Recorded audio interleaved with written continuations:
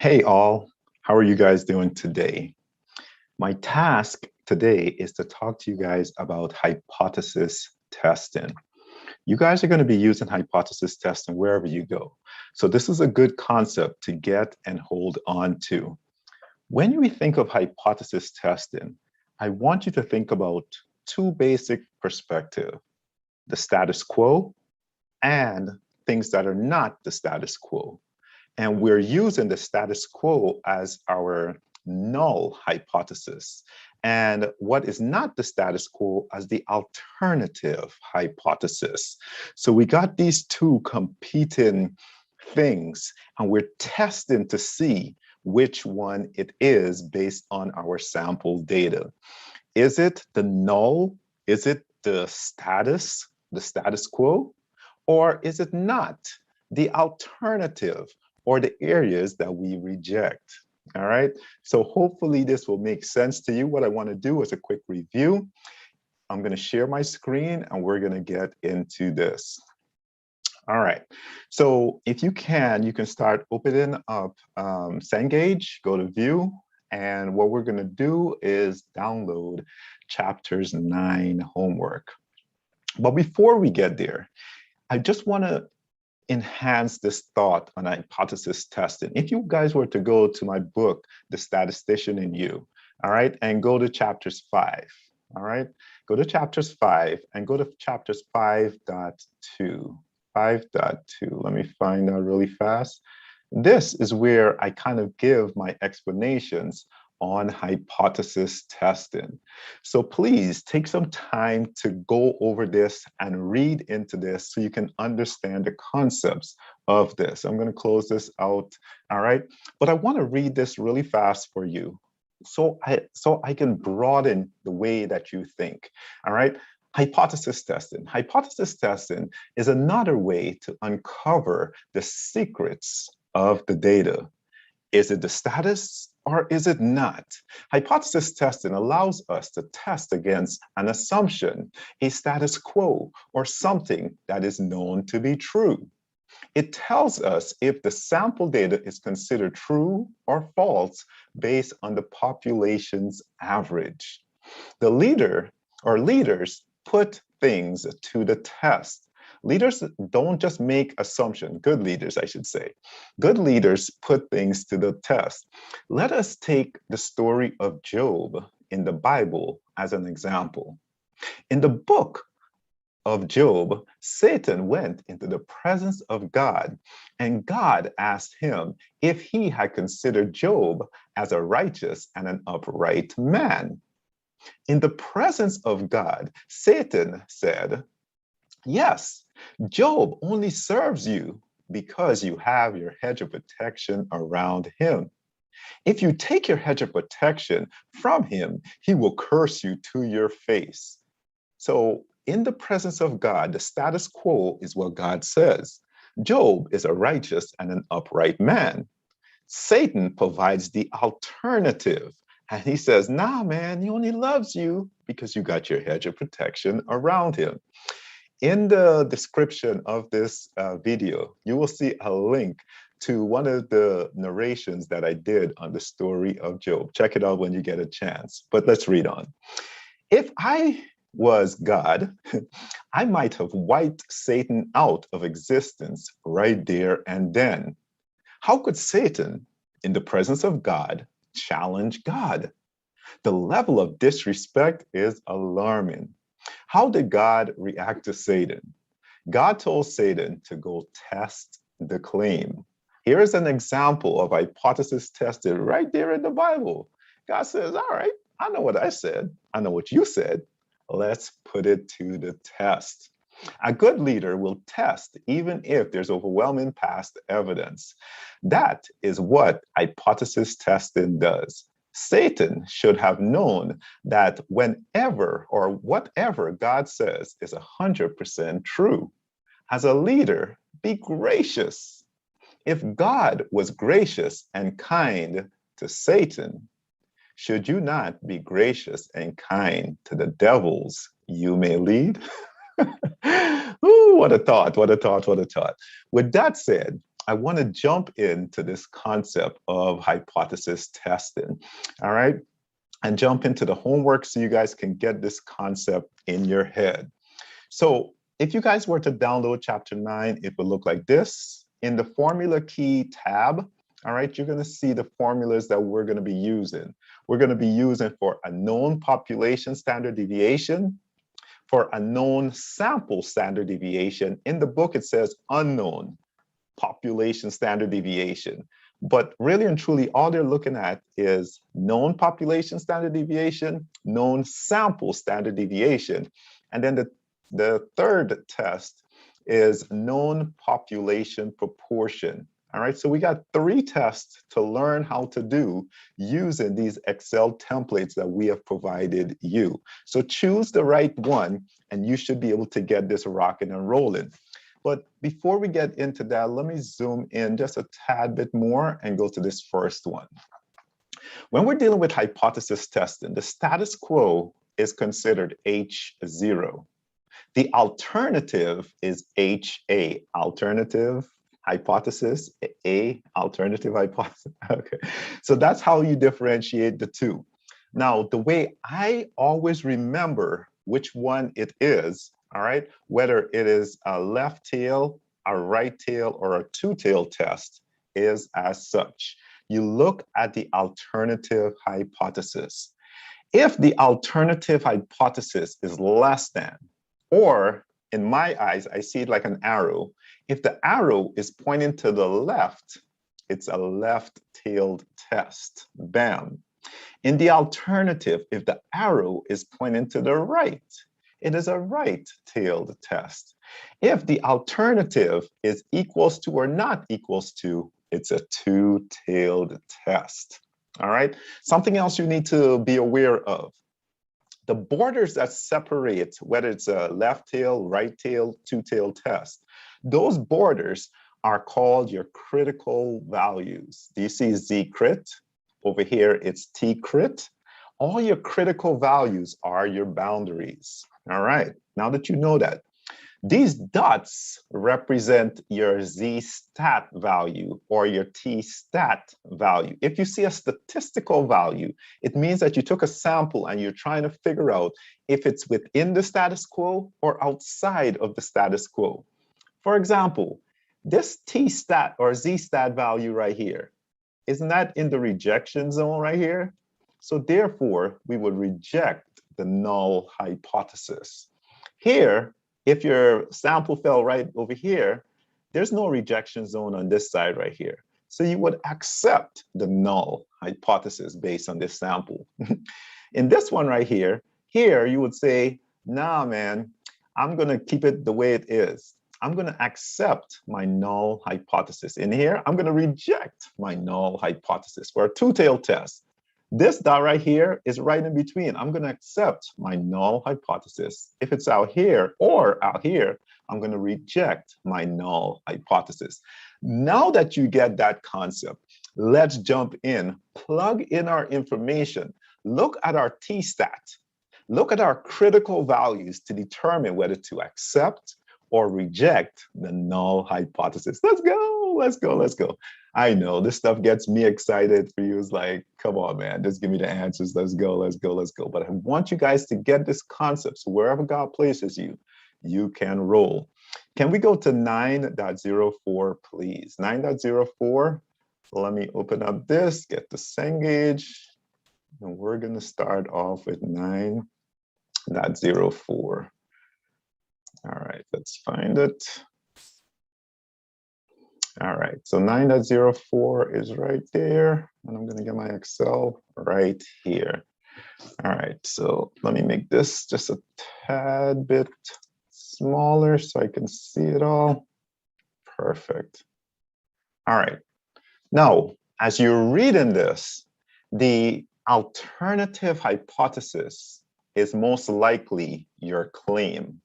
All right, so for the alternative hypothesis, if you hear something is, the claim is that it is less than, that's a left-tailed test.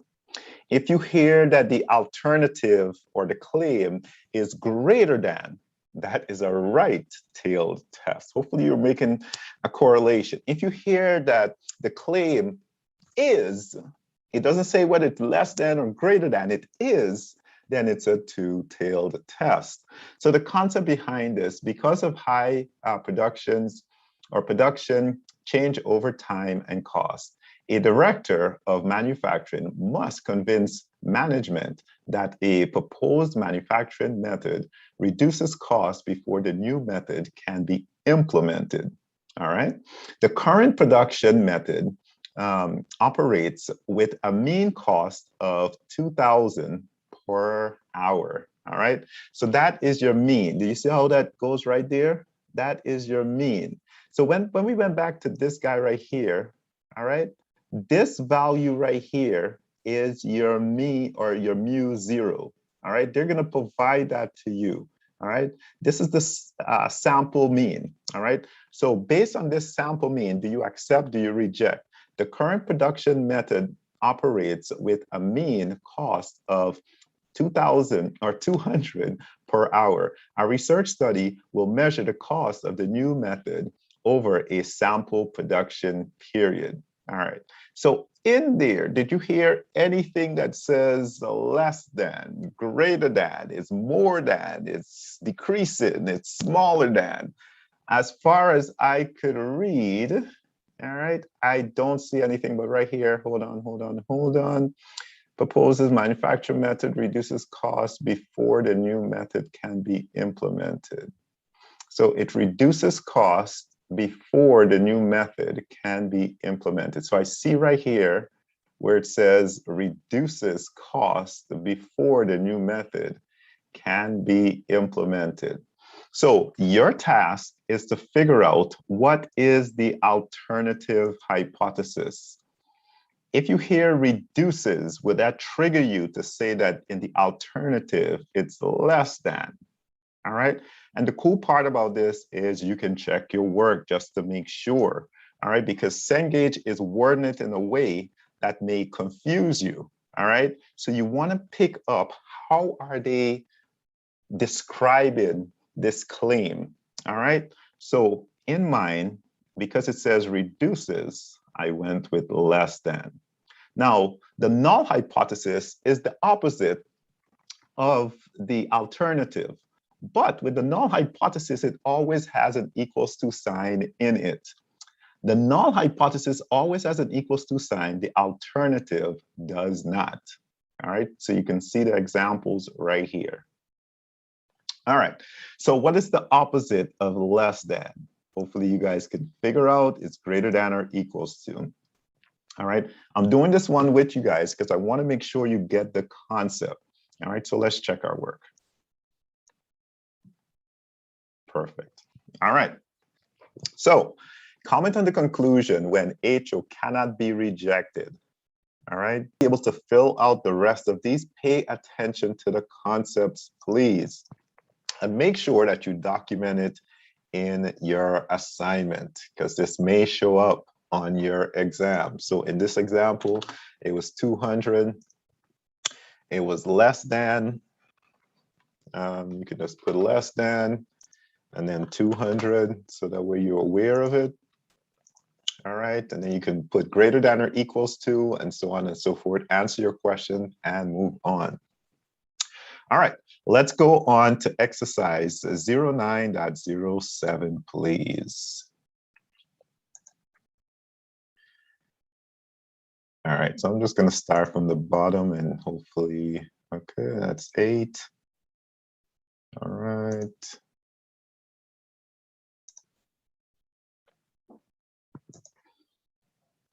All right. Okay. All right, that was the first one. All right, so I'm going to make this just a tad bit smaller again. All right, you guys should be able to answer all of these. It's similar to 9.04. All right, in this example, carpet land salespersons average 8,000. All right, I believe we all have the same numbers on this one. Let me minimize this a little bit. All right, and as you read through here, you should see increasing. All right, so where does that change? Where does that change actually go? Is that in the alternative or is that in the null? And then you guys should be able to find your type 1 and type 2 error. All right. A simple explanation for type 1 and type 2 error is as such. Where it's supposed to be the status quo, for some reason that dot shows up in the status quo and you decide to reject it, that's a type 1 error. A type 2 error, if that dot, if that test statistic value falls in the rejection zone and you decide to be dishonest and accept it, that's a type 2 error. So if those dots fall in those different areas and you decide to do the opposite, those are type 1 and type 2 errors. So you guys should be able to fill out this and get your answers. All right. If we can, please, let's go on to 9.08, please. All right, so I'm just gonna select one of these. Yeah. Remember, in the alternative, it cannot be equals to. All right, so I'm just gonna select one of them. All right, I got it right. So increasing, right? You're looking for keywords to help you understand what the alternative hypothesis is doing. All right. So just to document this, let me make sure that you document it correctly. All right, 9.08, please. I think that was the very last one. No, okay, second to last. All right, same concept here, all right? They're gonna provide you 240 per hour, all right? That is the mean, that is the average, all right? So, and do you see right here, it says, state the appropriate null and alternative hypothesis if the mean cost for the current production method is. So when you hear is, that should trigger you to say, yo, man, it's not decreasing or it's not increasing, it is. And you can look up here, oh, I see a new method reduces the mean operating cost. So figure out which one it is, all right, for your type 1, type 2 error. But in this example, my mean is 240. Plug in yours, please, all right? And then answer the questions for your hypothesis, your alternative hypothesis, and your null hypothesis. Figure out which answers is your type 1 error and your type 2 error. Make sure you get these right because this may show up on your exam. All right, let's move on. So I'm just gonna randomly just select one of these so I don't select it again. Make sure you're selecting the right one. In the null hypothesis, it must always have an equals to, less than or equals to, or greater than or equals to, all right, in the null hypothesis. So don't forget that. All right, let's go on to 9.15, please. 9.15, yes, and this is when we finally get a chance to use these templates. All right, here we go. So I'm just gonna make this side just a little bit smaller so I can see it all. All right, so what I'm looking for when I'm doing this, all right, the reason why we're using a known population standard deviation is because somewhere in here, it gives me the population standard deviation. And if I am looking, all right, so I see this, a sample of 400, I see a sample mean of that. Okay, here we go. Population standard deviation is this right here. All right, so this is why we're knowing that we're using these sets of formulas. Now, just try to imagine you were trying to remember how to do the standard error, the test statistic, the critical value, the p-value, lower level, upper level, all of these values in one calculation. You cannot. So this is why we're using templates to break it down in a systematic way where you guys can get it. All right. So here we go. I'm going to put in what is my sample size, a sample of 400. plug in your numbers, please. What is your mean? All right. So the sample mean refund was 910. Cool. All right. What is my population standard deviation? 1600. Cool, cool. What is my hypothesized value? Or what is my population's, or what is my actual mean? Hold on. My sample mean is 910. Let's see. So a quick way of doing this is looking right here. So receives an average refund of 1,066. That is my hypothesized value, 1,066. All right. So basically, the two things that you're checking, all right, is this hypothesized value as it relates to this mean right here. How does this match up with this? Is this 910 in the rejection zone or not? All right, as it relates to our hypothesized value. All right, what is our level of significance? All right, most times it is 95%. But let's see, if our alpha value is 0.05, our level of significance, or all right, they're going to say alpha value is 0.05. Just plug in 0.05 and you will get your alpha value, and the rest of these will be populated. So the way this template works is once you plug in all of your information, you can tell whether to accept or reject. All right. The critical values is this value right here. This is the border that you're dealing with.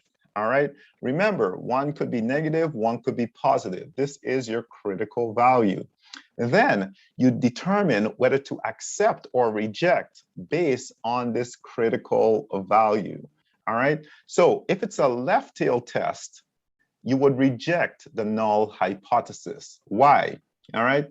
In this case, the test statistic is negative 1.9. All right. The critical value is negative 1.64. 1.64, 1.9 is out here somewhere in the rejection zone if this is a left tail test. So that's why you would reject the null hypothesis. If it's a two tail test, you do not reject the null hypothesis for a right tail or a two tailed test. Both of these, this section right here and this section right here, should tell you the same thing. If they're not telling you reject in the left tail, reject in the left tail, something is wrong with your calculation. Both this statistical result and this statistical result should tell you the same exact thing. All right. So in this example, is this a left tail? Is this a right tail? Is this a two-tailed test? All right. So I'm just going to browse really fast. All right, according to this, all right, consider, all right, the researcher waits until the last 5 days, all right, on average, receives lower refund. All right, so automatically without reading into this, since I see lower, I would say less than. Less than, let's check our work. All right, that is correct. So most times when they're giving you the information in here, if it's the claim, if it deals with the alternative hypothesis, so this is a left tail test, so the alternative is greater than or equal. All right, check your work. All right, cool, cool. Now in here, it says, what is the p-value? What is the p-value for a left-tailed test? 4 decimal places. I believe it's this number right here. Let's see, 0.0256. Check your work. Perfect. We rocking and rolling. I will leave this so you guys can answer this question right here. And these ones right here, you guys can check your answers and test it out to see if you get the concepts. Make sure you document it. All right. And then for D, it says, enter the negative value. Okay. Repeat the preceding hypothesis test using the critical value approach. So this first one used the p-value approach. Can't even get it out. This one is using the test statistic approach. So what they're saying is, what is the critical value for the test statistic? All right, so the critical value for the test statistic is that number right there, negative 1.6. The way they're asking it is kind of confusing.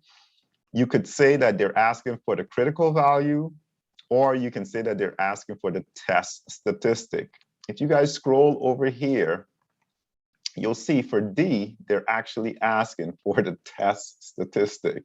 All right, so what is your test statistic? And they want 3 decimal places, 1.950. Check your work just to make sure. All right, so this one here is your actual critical value. So give me a second here. That's what I initially taught. Let me, 4, 5.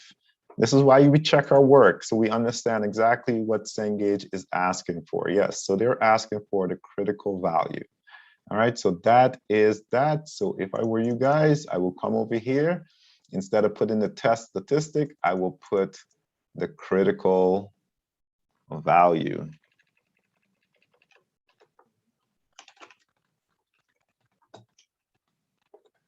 All right, so that way you know which value to select.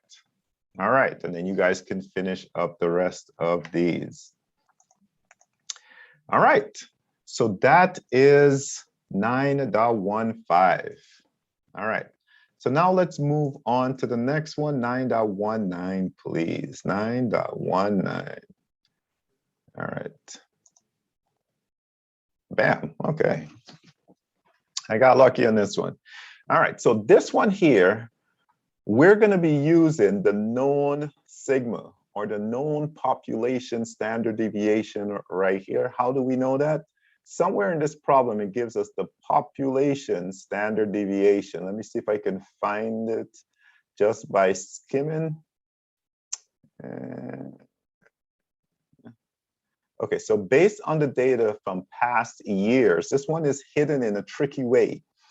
If it's historical data from all the past years, that would represent population standard deviation. Based on past years, you decide that it is reasonable to assume that the standard deviation of wait time is 8 minutes.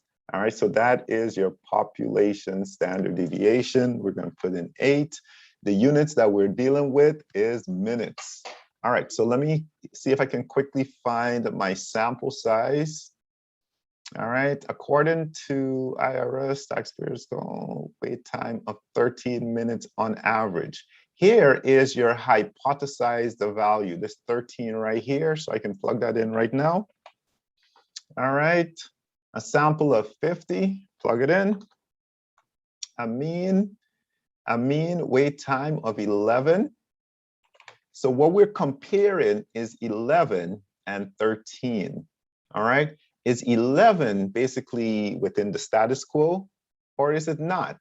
And we're gonna test that here in a second. Alpha value, 0.05. All right, so automatically, if it's a left tail, you reject. If it's a right tail or a two tail, you do not reject, and they both match up on the bottom here. Pretty cool. All right, so I am gonna look really fast based on past data. All right. Okay, so before, all right. So I'm just gonna take a quick guess. I didn't read it all. You guys are gonna have to take your time and read this. Is, what did I say? Is before. Before is less than. All right, so just check your work. All right, maybe they might be talking about the null hypothesis, but in this case, we're good. All right, figure out your null hypothesis. All right, and then what is your p-value? Now, if it's less than, it's a left tail test.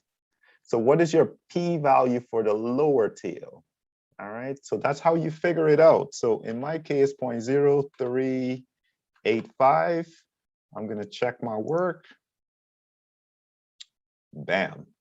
All right, left tail, lower tail, less than, all right, before. And that represents a left-tailed test. As you guys become more familiar with this, it's going to become more easy, but they're kind of giving you clues when they say less than, more than, increasing, decreasing. It kind of gives you an idea of whether it's a left tail, right tail. And if it says is, if you don't see greater than or less than, then you should know that you're dealing with a two-tailed test. All right, let's move on to 9.23, please.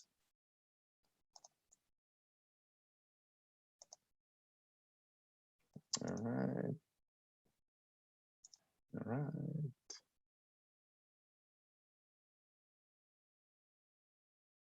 Okay. All right, perfect. So right off the bat, y'all, can you tell me if this is a right tail, left tail, or two-tailed test? Watch this. In the alternative, it's pointing to the right. So this is a right-tailed test. All right. And this one here, we're going to be using the known sample standard deviation. Why? Because they give us the sample standard deviation right here. Let's go. Let's go. Plug in what you know. A sample of 25. All right. A mean of 14. Standard deviation of 4.23. Right here is your hypothesized value. All right, hypothesized value is 12. My alpha value is 0.05. Let's go. We have all the information that we need. All right. In this example, all right, you guys have your critical values. You have do not reject, reject, reject. All right, so compute the test statistic. That is this value right there. Where is my test statistic? Oh, test statistic is right here, guys. Your test statistic is right here. So compute your test statistic, 2.3, and they want 2 decimal places, 6. Check your work. Ooh, 2.3. Compute the value of the test statistic. Let's look over here. Let's see if they give us any clues. Critical value. Okay, so A is your test statistic. Did I plug them in right? All right, let's check. So we got 25. We got a mean of that. Look at that. Guys, one of the biggest issue is plugging in data correctly. All right, so delete that, delete that. It's 3-2 as opposed to 2-3. All right. Oh, can't tell you how many times I did that. All right, don't mess this up on the exam. So this is 2.31. If there's something wrong, you can go back into your data and figure out where exactly went wrong. All right. You guys can get your p-values, you can get your alpha values, all right, what conclusions you can make. All right, this guy right here, what is your critical value? All right, what is your critical value? So T-crit is a critical value, and this is 1.711, 3 decimal places. Check your work. Outstanding. All right, good work. Keep going, keep going. 9.25, please. All right, I think this is, all right, good. All right, is this a right tail, left tail, or two-tail test? Hopefully you guys can see the arrow in the alternative is pointing to the left, so it's a left tail test. All right, on this one right here, you guys can actually answer all of these right here. All right. All right, so I am not going to go into this one right here, but you can plug in all of your information. What is your sample size? 25. What is your mean? 44. Please know that this is your mean right here. All right, and they're going to change it. All right, mean. And what is your sample standard deviation? What is your hypothesized value? 45. All right, level of significance, 0.01. Let's go, let's go, let's go. So in this example, all you're doing is changing your mean. All right, this one is 44, this one is 43, 46, and you can answer these questions. Hopefully this is making sense to you. All right, let's keep pushing. Let's go to 9.34, please. I'm just gonna select one of these so I don't pick it again, but make sure you're selecting the right answer, please. Now, I didn't guess right, so. But you can actually figure it out, all right? Your p-value is between what two numbers? Figure it out, figure it out, figure it out, please. All right, 9.34, please. All right, right here, right here. So here you've got a data set. What they want you to do is plug it in. Enter this data set right where it says enter data. And once again, junk in equals junk out.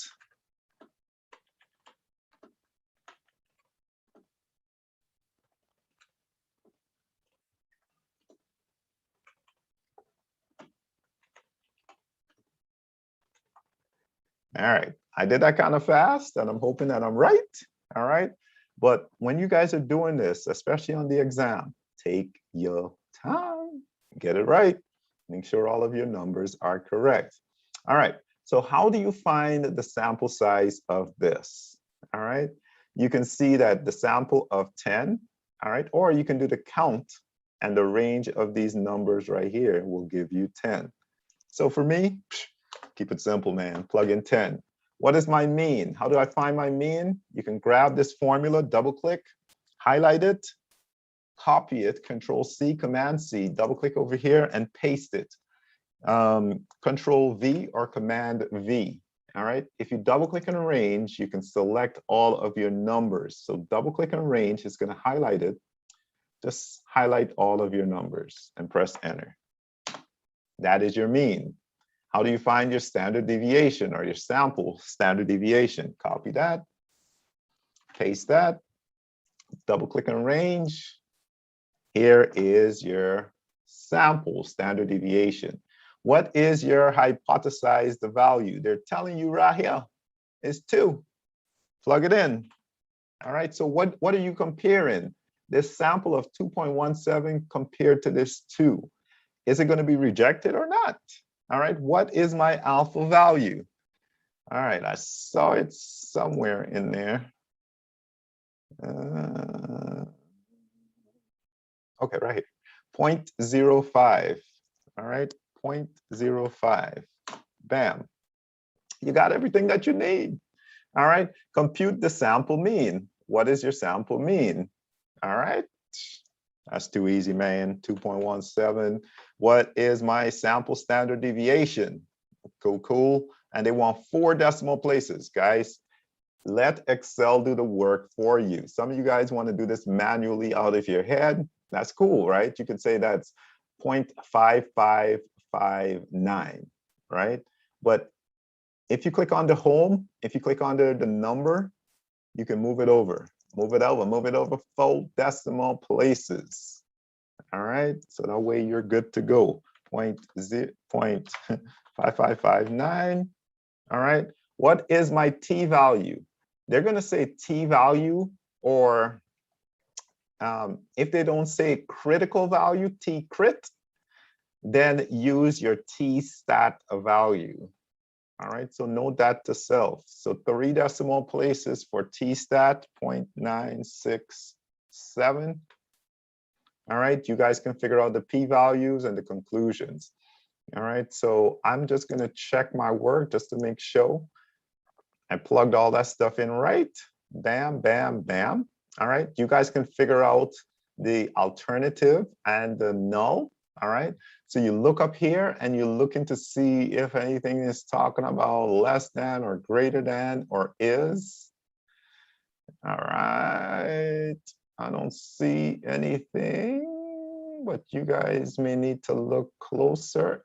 The proposal is based on the number of, all right, and so I used, all right. So this one looks like, I'm just gonna guess this is a two-tailed test, not equals to.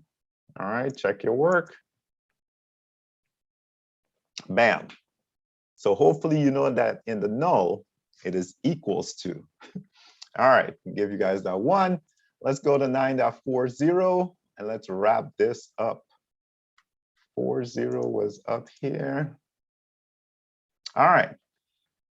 Last year, 47%. All right. So that is your bigger proportion. So we're dealing with proportion on this one. 47% of business owners give a holiday gift to their employees. It's kind of low, man. Listen, I need my gift. All right. A survey of business owners conducted this year indicated that 37 plan to provide a holiday gift. Hey, y'all need to be increasing as opposed to decreasing. All right, so we got 47 and we got 37. All right. So then, so do you see the hypothesized value is 0.47. All right. Basically, my proportion in this case is going to work out. My sample proportion is going to be this 0.37. All right, so 0.37. All right, with a sample of 75. All right, 0.37, 75, and an alpha value of, typically it's, okay, this one is 0.01. All right, make sure you plug in that stuff in right, 0.01. All right. So you guys can actually calculate this number right here, but you don't need it. The main number that you need is your proportion. All right. So what proportion, what value right here out of 75 will give you 0.37? You guys can calculate that on your own, but look at this. You already got all the information that you need for your stuff down here. So it says, how many business owners in the survey plan to provide a holiday gift? So that is your count for response. You're gonna have to figure out this number right here. So how do you do it? Do you multiply it? Do you put equals to this times this and get a number like that? And they want to the nearest whole number. So 28, let's check our work. Outstanding. All right, so hopefully you guys saw what I just did there. We just did the number times this, and that will give you how many persons actually is going to increase. All right. In this one right here, you guys can figure out the alternative and null hypothesis. All right, look in there to see if you see anything that says less than or greater than. Look. All right, you can answer that. Then here, what is your Z value? Scroll down. Let me see, Z stat. All right. Plug that in. Check your work. P-value. You got to figure out if this is a left tail, right tail, or two-tail test. So whichever one this is, all right, let's say this is a left tail. I'm just going to guess left tail. I didn't read it all. Once again, I apologize for this, but you guys can figure it out on your own. But yes, I got it right. It's a left tail test. What is your p-value for the left tail? Plug that in. Check your work. And you should be golden. And then you can answer these two right here. All right, one more. Let's go to 9.1.51, please. Same concept, plug in what you know, plug in what you know. So right off the bat, it is 900, all right? So that to me is my hypothesized value. And once again, I didn't read all of this. I just know what to look for. And since it says it is, it's probably a two-tailed test. All right, since they're giving me sigma, it is known population standard deviation set of calculations we're going to be using. All right, so this guy right here is 180. All right, do they provide me the mean? Yes, they do. 935.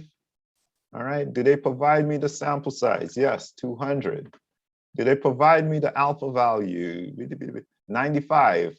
So the alpha value is opposite of the level of significance or the confidence interval, so 0.05. All right, so I got everything I need. I got everything I need. So I am just assuming, just because I see is, and once again, I did not read this, I'm just going to make a wild assumption. I'm going to say is not equals to, I always start off with the alternative. Check my work. Am I right? Go. Yep. All right. Once again, I'm doing this fast. All right. So you guys take your time on this. When you see these two boxes, what it's saying is, what is the lower x value? What is the upper x value? What is the lower limit? What is the upper limit? If you guys scroll down, you will see lower limit and upper limit right here to the nearest whole number. All right, so I'm going to put 910. All right, and I'm going to put 960. All right, check my work just to make sure. Cool, cool. All right, and then what is my p-value? If this is a two-tailed test, you see p-value for two-tailed. All right, so, and they want 4 decimal places. Check my work. Let's go, let's go, let's go. Bam. All right. And that is how you answer that. So I'm going to stop sharing. What you guys need to do with alternative and null hypothesis and hypothesis testing is to understand what is the status quo. All right. And what is the alternative? And you're testing to see where your test statistic, whether it's a z-stat, shows up in the status or the alternative sections. All right, so that helps you determine whether to accept the null hypothesis or reject the null hypothesis. Let's go. Let's enjoy hypothesis testing. Good learning to you. Have a great day.